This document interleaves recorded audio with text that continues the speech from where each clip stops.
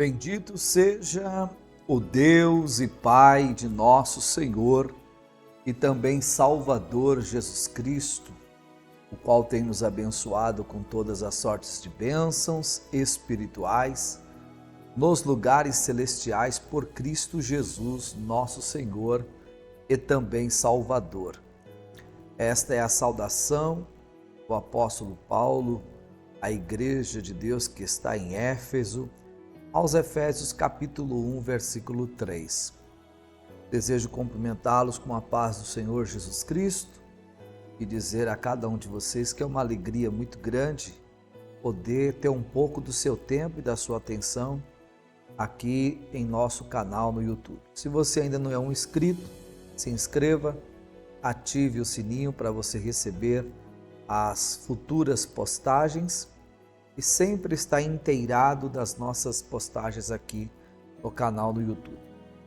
Compartilhe também com seus amigos e com seus familiares, com os irmãos aí da igreja, do ministério, para que todos possam também conhecer o nosso trabalho, a mensagem que pregamos, para que sejam edificados por meio delas também.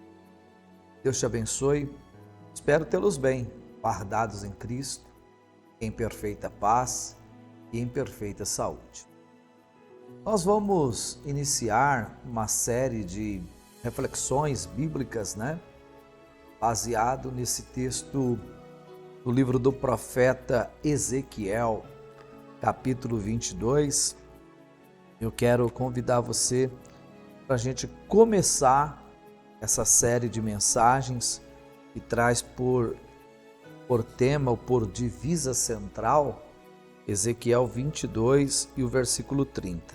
Bom? Ezequiel capítulo 22, versículo 30.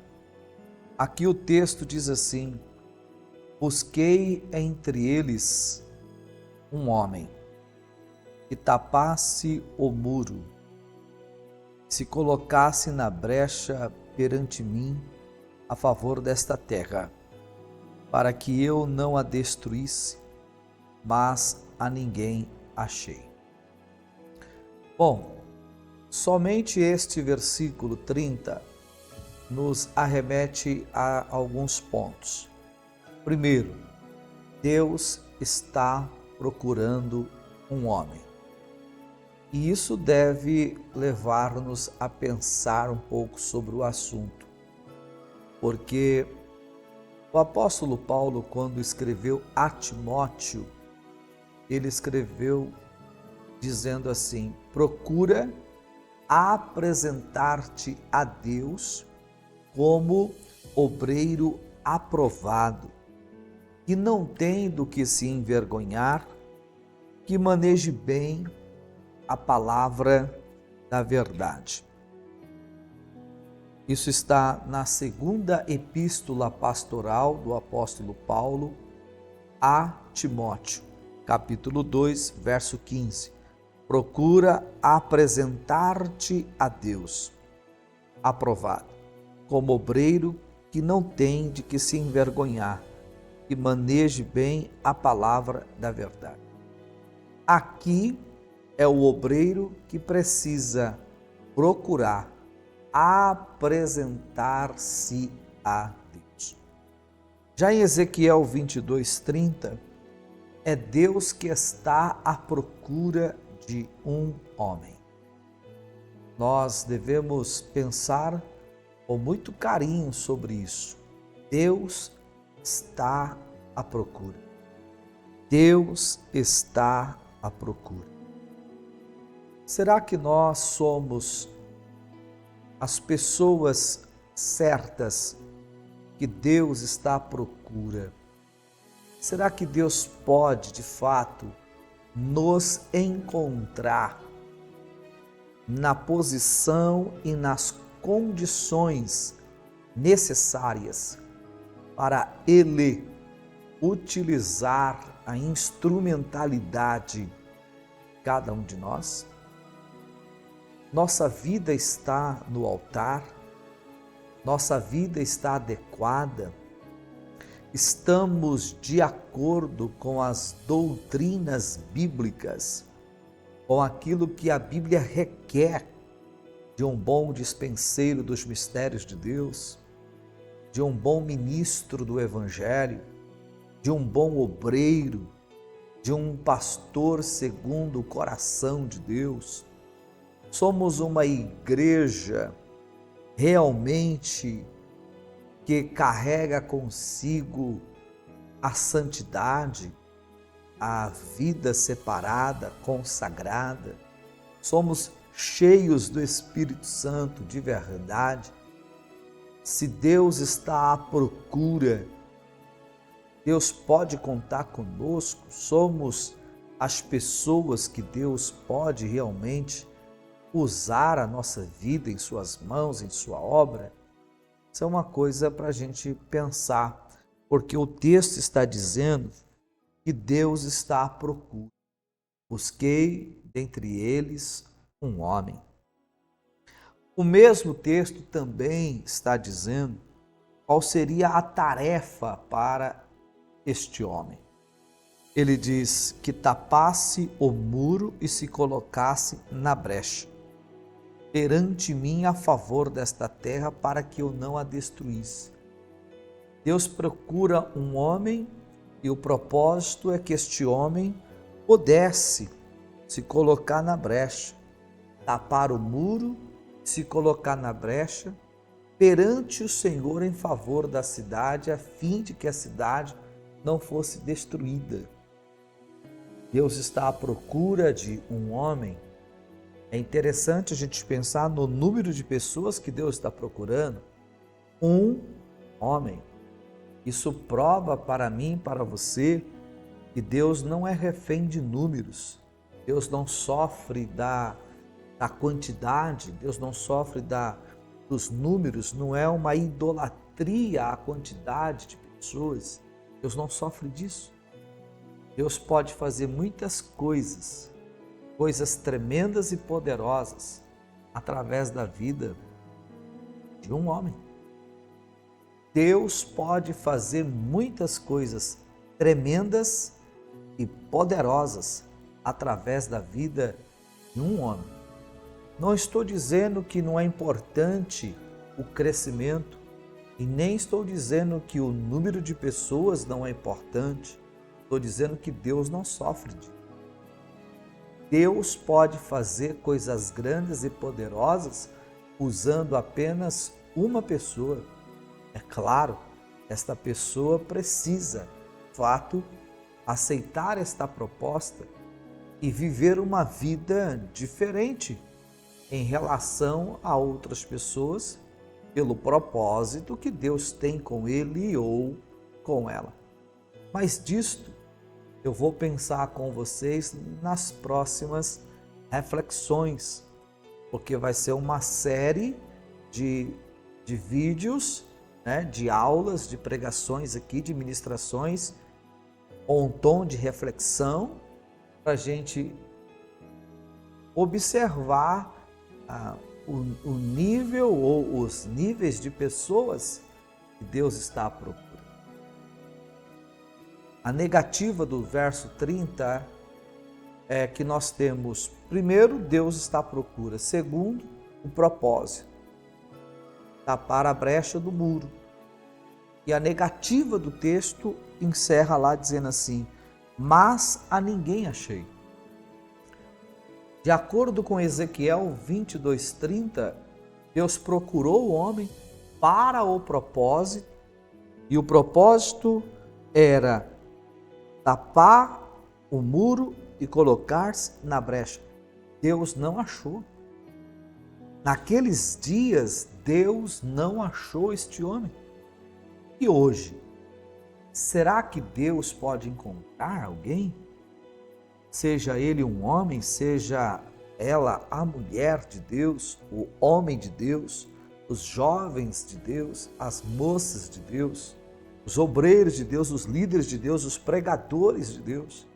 Será que Deus pode contar comigo, contigo, conosco hoje para tapar o muro, se colocar na brecha em favor desta terra, da nação brasileira, das nações do mundo, para que não ocorra uma destruição, mas sim um reavivamento espiritual, um mover do Espírito, entendendo que a igreja está na terra e ela tem a sua responsabilidade e a participação em ser uma sociedade sóbria, uma sociedade em temperança, que seja realmente diferente, sal na terra, luz no mundo, pregadora do Evangelho, ganhadora de almas e assim sucessivamente.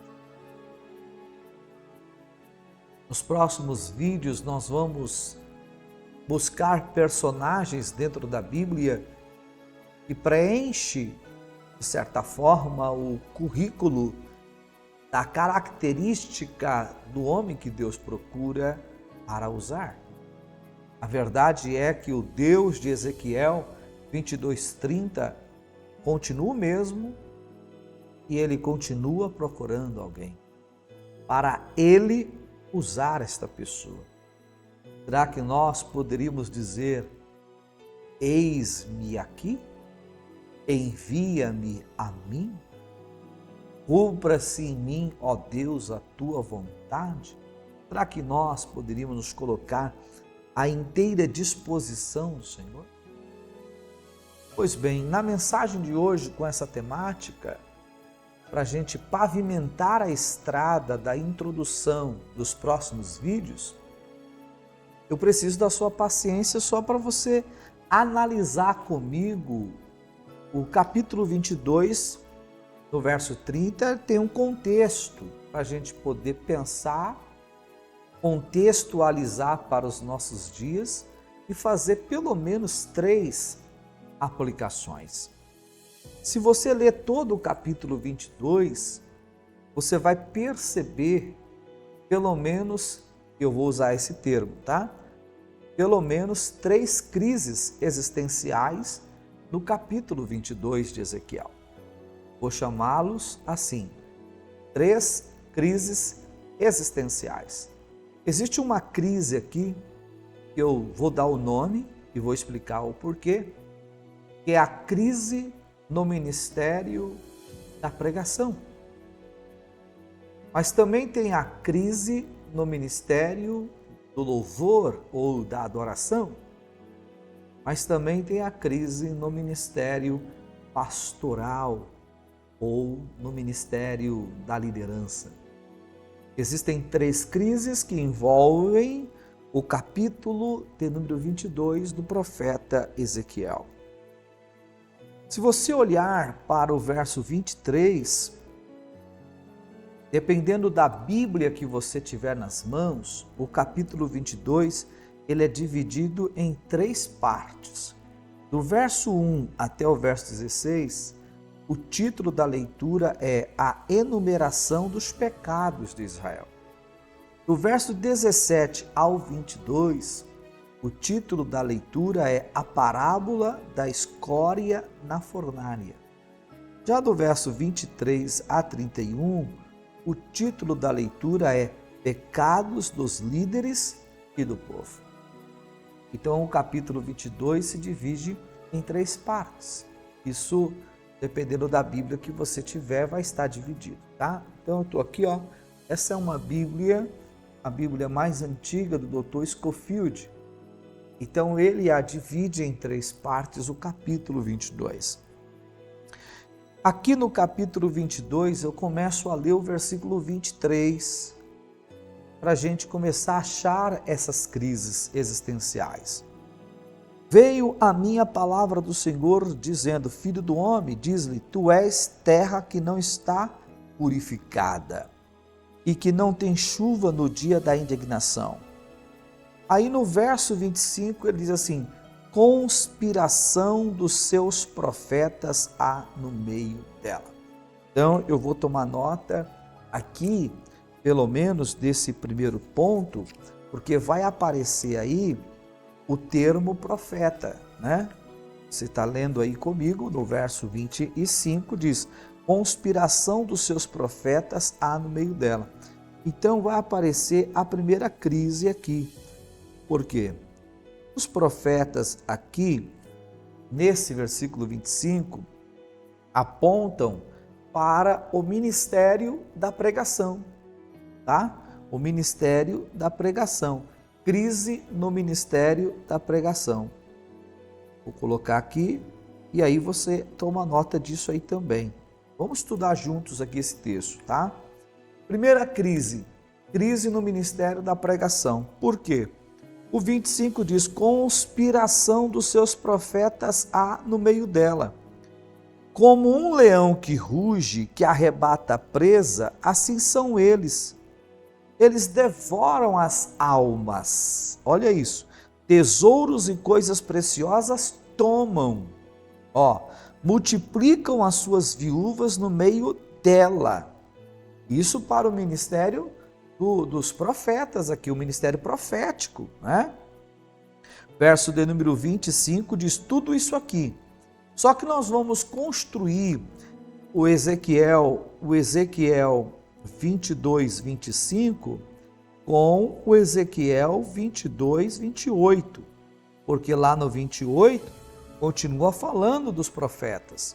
Diz assim, os seus profetas lhes passam caiação, tendo visões falsas, profetizando mentiras e dizendo, assim diz o Senhor Deus, sem que o Senhor tivesse falado. Meu Deus do céu, aleluia. Então vejam só, contra o povo da terra, o 29 diz, praticam extorsão, andam roubando, fazendo violência ao aflito e ao necessitado, e ao estrangeiro oprimem sem razão. Isso é os profetas. Então, isso foi naqueles tempos, no contexto, né? Ainda antes do cativeiro babilônico, essa segunda deportação em que Ezequiel foi, ele está no meio dos exilados profetizando no tempo presente dele ali, mas se recordando a fatos que aconteceu lá atrás, para poder explicar para a casa de Judá, Reino Sul, capital, Jerusalém, por que eles estão no cativeiro. Era Deus tratando da ferida do seu povo. Né? A terra, como diz o texto, não estava purificada. Deus os levou ali para isso, para um tratamento, para purificá-los. Então existia, dentro do contexto imediato do texto e dentro do contexto histórico, problema no ministério profético, porque o 25, o 28 e o 29 mostra para nós que esses profetas profetizavam em nome do Senhor, dizendo coisas que Deus não disse, visões e revelações que Deus não deu, e com isso enganavam o povo. Esses profetas oprimiam, esses profetas roubavam, eles foram considerados aí como leão, que ruge, que arrebata a presa, assim eles devoram as almas. E tudo isso por causa do quê? Por causa dos tesouros, por causa de coisas preciosas. Eles, no verso de número 29, praticavam extorsão, Eles roubavam o povo. Aqui está a primeira crise, a crise no ministério profético. Nos nossos dias, a palavra profeta é a mesma palavra também, né? É uma vertente das palavras que a gente pode usar para porta-voz. O porta-voz é aquele que transmite a palavra de Deus, a mensagem de Deus, como um embaixador que recebe a mensagem do rei e transmite ao povo. Então ele é o profeta, o nabi, né? Aquele que tem a mensagem de Deus para transmitir ao povo. Hoje é o ministério da pregação. Hoje é o ministro da palavra, é o pregador do evangelho. Nós temos uma crise existencial hoje no ministério da pregação. Não podemos tampar o sol com a peneira. Nem todos os púlpitos têm pão. Nem todos os púlpitos têm pão que nutre, que alimenta o povo. Existem púlpitos que não têm pão, têm palha. Por quê? Porque as mensagens não são bíblicas. Não são mensagens bíblicas. não são mensagens teológicas, não são mensagens cristocêntricas, não são pregações que têm por finalidade edificar o corpo de Cristo, doutrinar quando se faz necessário doutrinar, formar, preparar a igreja para o encontro com o Senhor Jesus. Muita gente vive como se não houvesse um arrebatamento, como se não houvesse uma promessa da volta do Senhor Jesus Cristo, para buscar a sua igreja.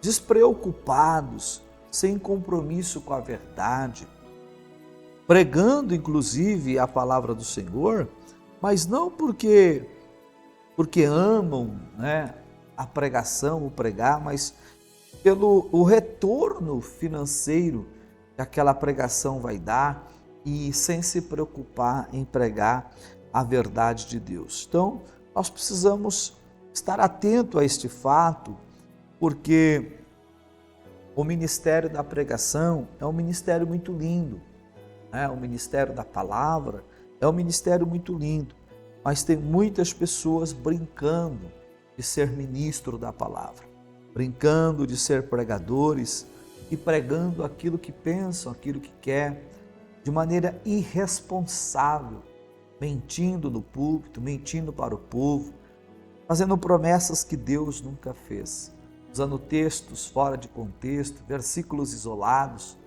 formulando seus temas prediletos para arrebanhar após si um grupo específico de pessoas para então, a partir dali, conseguir êxito sobre essas pessoas. Que Deus nos ajude, que o Senhor converta cada dia mais o nosso coração, que a nossa boca possa falar da palavra de Deus com ousadia, mas falar a palavra de Deus como ela é, sem liga, sem mistura, e sem enganar o povo do Senhor, a casa do Senhor.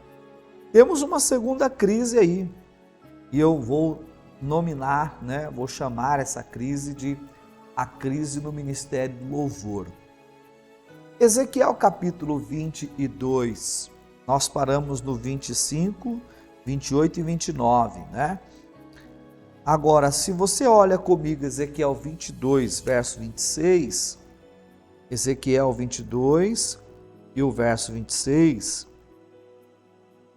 e aí nós vamos parafrasear, contextualizar e aplicar para a área do louvor, vai dizer assim, os seus sacerdotes transgridem a minha lei. Olha a palavra, e profanam as minhas coisas santas.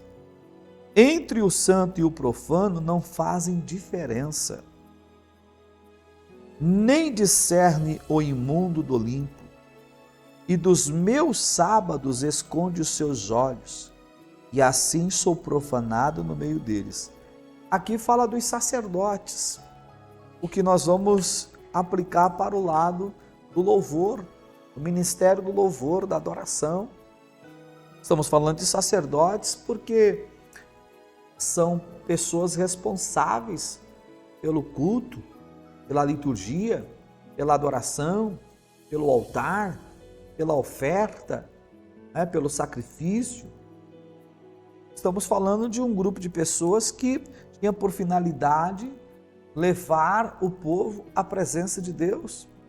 Como profeta, tinha a finalidade de trazer Deus à presença do povo por meio da profecia, da palavra, da mensagem, Mas olha a condição daqueles que tinham que levar o povo à presença de Deus, transgrediram a lei, a própria palavra eles transgrediram, eles tropeçaram na lei do Senhor.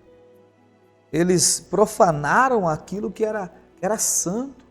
Eles não conseguiam fazer a diferença entre o santo e o profano, o imundo e o limpo. Até os sábados que deveriam ser guardados, eles não guardaram. Então eles profanaram praticamente o nome do Senhor. E aí quando nós contextualizamos para os nossos dias e aplicamos ao ministério do louvor, nós temos que também ver que há uma crise existencial.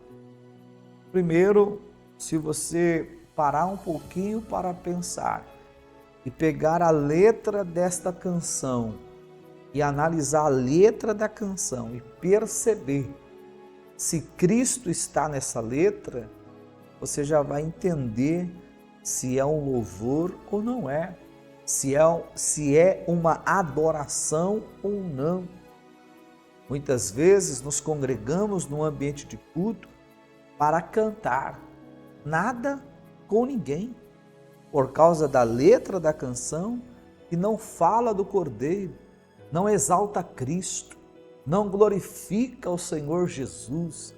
Cristo não é adorado em meio aos louvores das nossas congregações, quando não as nossas letras falam mais de nós mesmos, dos triunfos, das conquistas, dos sucessos, das bênçãos, das curas, dos milagres. Alguns têm tom mais de desabafo do que de canção. O ministério da adoração, tão importante, do louvor, da adoração, seja qual for o termo que você se associe mais, mas tão importante dentro da liturgia sacra de um culto a um Deus santo, a um Deus digno de glória, de louvor, de adoração. Pessoas que estão cantando, mas sem temor a Deus, pessoas que tocam, que executam seus instrumentos na casa do Senhor, mas também não têm temor a Deus. Suas vidas fora da igreja não condizem com aquilo que elas são no santuário, no altar, em situações, às vezes até de desconforto, pela modéstia ou a falta da modéstia, a falta do pudor, a falta da moderação, para não usar linguagens aqui que podem ser censuradas, mas você é um cristão, você é inteligente, você ama a Bíblia, lê a palavra, gosta da doutrina bíblica, é um cristão de verdade, você é inteligente, você sabe o que eu estou falando. O desconforto que é, muitas vezes, a área do louvor, no culto, na igreja, pela maneira como vivemos, pela maneira que as pessoas vivem esse ministério tão importante que visa encher a casa de glória para atrair a presença do Senhor nosso Deus, a manifestação de Deus em um ambiente de culto.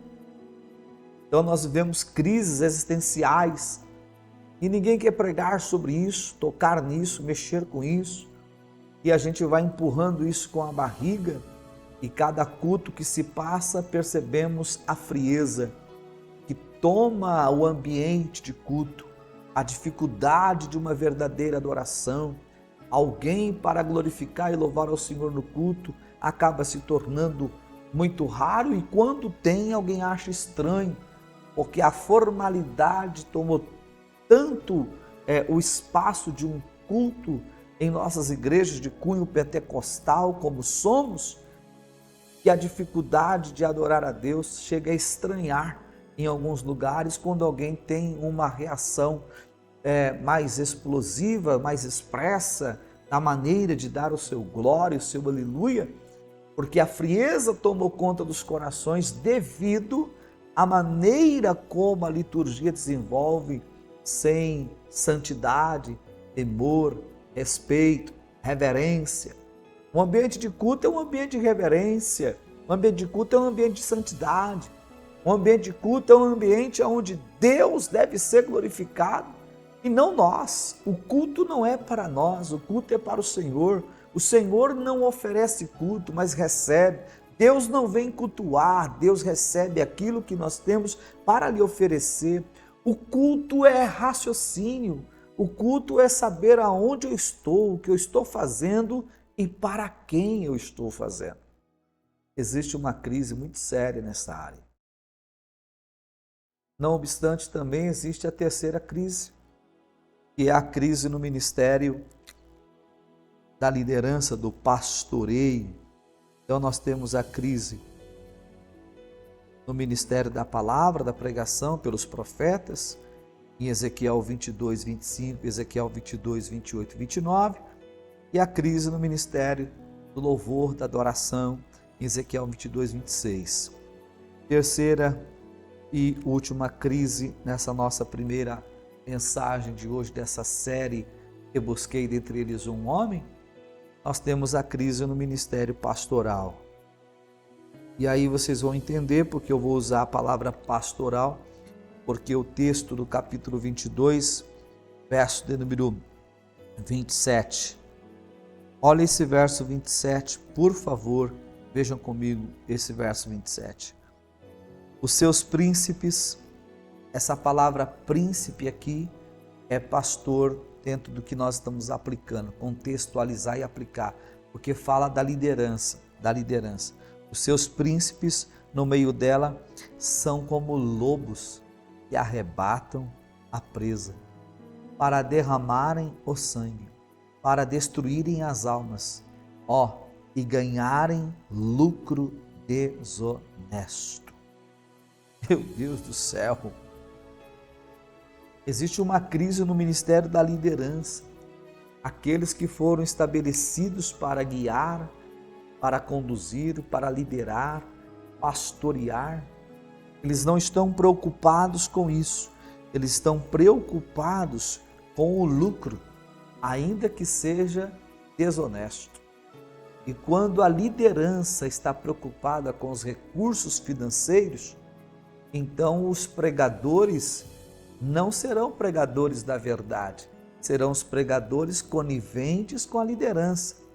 Logo, vale tudo, até mesmo o louvor profano.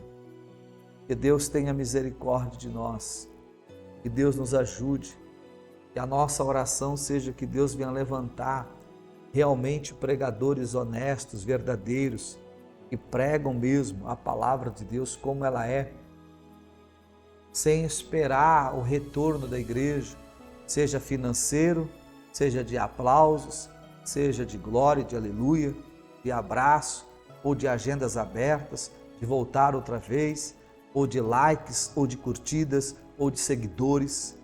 Não é disso que nós estamos precisando. Não é disso que a igreja de Cristo está precisando. A igreja está precisando que Deus levante na nação brasileira uma voz profética, cheia do Espírito Santo, referência, e realmente venha influenciar esta nação para voltar os seus olhos para Cristo com muita pressa, preparando a igreja do Senhor para o arrebatamento. Cristo está voltando, é tempo de nos prepararmos, é tempo de estarmos, na verdade, prontos, mas para isso, alguém precisa ser boca de Deus, trombeta de Deus, para apregoar a verdade do Evangelho. Estou disposto a fazer parte da fileira, estou disposto a embocar a trombeta, estou disposto a tocá-la, a pregar, sem nenhum problema, sem nenhuma dificuldade, uma vida apenas presa ao Senhor Jesus e a mais ninguém. Não estou me ensinando alguém a ser antiético, não estou ensinando alguém a ser bruto, ignorante, radical, extremista. Estou falando de pregar o Evangelho como o Evangelho é, sem ter a sua consciência vendida, sem se corromper, sem mentir, sem enganar. Estou falando de louvores santos que adoram e glorificam o nome do Senhor, pastoreios sérios, que cuidam das almas, que cuidam das ovelhas, que lideram o rebanho, que cuidam da igreja, que não permite que o púlpito seja ocupado pelos falsos profetas, falsos ensinadores, por homens amantes de si mesmo, por cantoras, cantores, pregadores que não têm vida com Deus, que vivem no pecado e querem ainda exercer ministérios. Que Deus tenha misericórdia da nossa vida, da igreja brasileira, da igreja do Senhor, que um tempo de reavivamento possa acontecer a partir de cada um de nós, a partir de cada um de nós. Eu te vejo no próximo vídeo, onde nós vamos continuar agora desenvolvendo mais o caminho, buscando entender na temática e busquei dentre eles um homem, quais são as características do homem que Deus procura. Deus te abençoe, um beijo no seu coração e até o próximo vídeo, se Deus quiser e assim permitir. A paz do Senhor.